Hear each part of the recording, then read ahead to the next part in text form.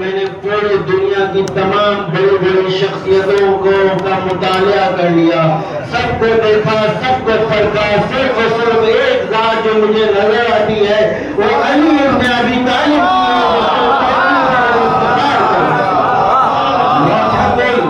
ये किताब शेर برای امیرالمومنین داره. من چند تا بیتشو میخونم. لا تقل شیعة هبات علی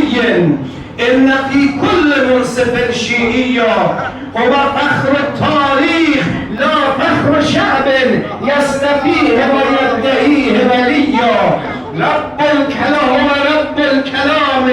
من بعد طه و اخاه و سحره و ولیا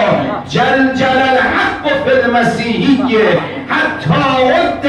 من فرد حبه علويا يا سماء اشهدي ويا أرض قري واخشعي إنني ذكرت عليا. نگید فقط پیروان شیعیان پیروان علی هستند، نگید محبین علی فقط شیعیانند، نه، هر انسان عاقل، هر انسان صاحب وجدان کنشس، هر انسانی که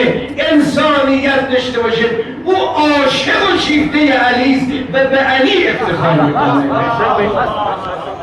एक अजीम गैर मुसलमान शायर मसीही शायर एक कसीदा इमाम अली अलैहिस्सलाम की शान में कहता है, जिसके कुछ बंद वक्त दुरानी कसीदा है, कुछ बंद आपने फरमाए, जिसमें वो फरमा कहता है शायर कि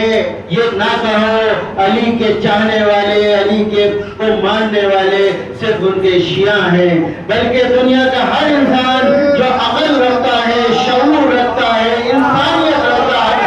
अली का शहजाद, अली का मुहब्बत, अली का आशिक।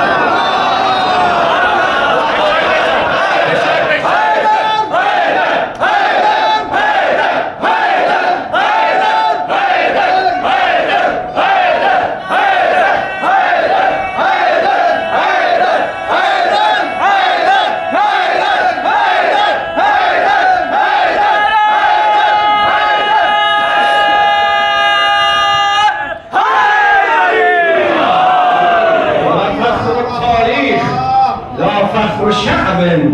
یستفیه و یدعیه ولیا. علی فقط مال شیعه نیست،